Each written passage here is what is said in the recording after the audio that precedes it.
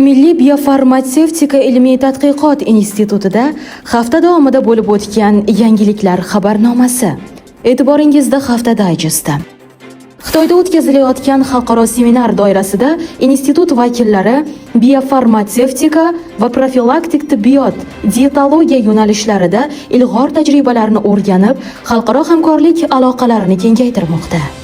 Institut olimi Ulug'bek Mirzayev infeksion kasalliklar bo'yicha nufuzli xalqaro jurnal Tahririyat hay'ati a'zoligiga qabul qilindi.